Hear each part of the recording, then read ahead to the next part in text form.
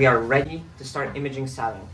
Unfortunately, there's a full moon and an absolutely super moon right now, but hopefully that won't impact our light pollution too much.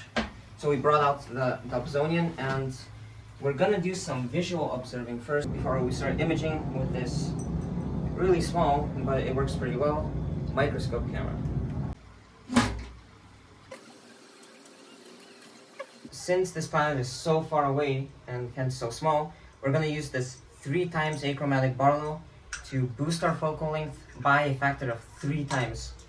Since this scope has a focal length of 1,200 millimeters, this will give us the equivalent of a 3,000 millimeter telescope, which is more than enough to see Saturn in all of its greatness.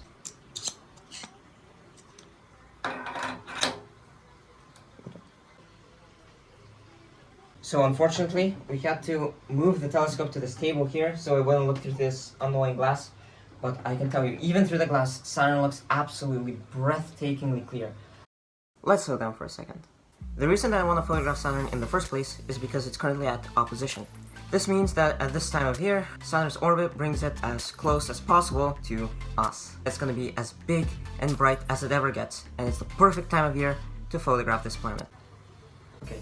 It looks like the scene conditions, which means the wobble of the atmosphere, is absolutely flawless tonight. This is the crispest I've ever seen it, so we're gonna go straight to imaging. First we're gonna use this microscope camera, because as you can see, the chip is extremely small. And the smaller the chip, the tighter the view. So we're gonna get an insanely cropped in image of the planet. So, follow me up. And then we're gonna slip this camera here directly into the Barlow. Now that we're in this application, we're going to connect the camera and we should get a video. Okay, right here, the exposure is great. Okay, now we just need to find the planet in the field of view. Since we're shooting in such a tight, zoomed in frame, it's going to be almost impossible to find Saturn. So we're going to align our finder scope here much more precisely than it already is, even though it's already extremely precise, by the craters on the moon.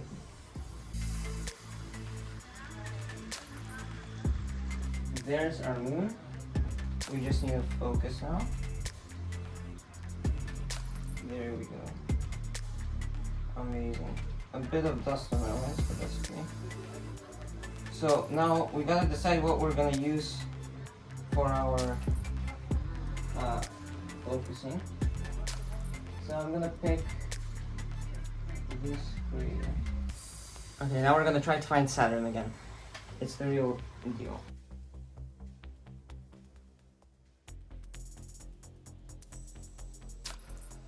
I'm gonna try to show you the view directly through the eyepiece for now.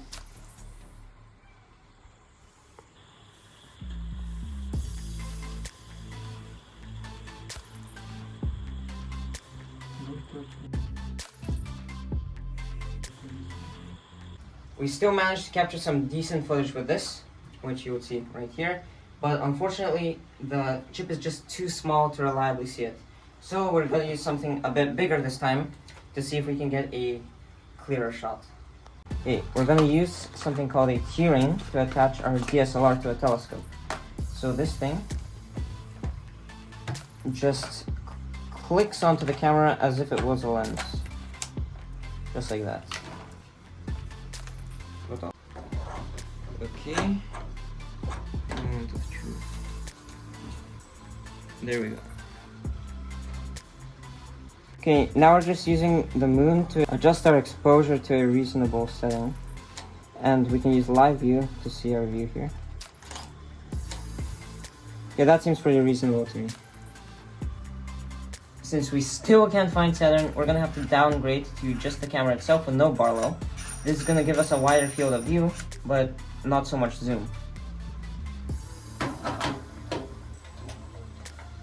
Okay, we finally found Saturn in the frame here.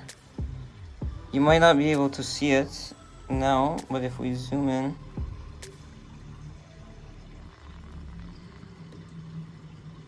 now we should focus. Beautiful. Okay. Now we can let the vibrations go away.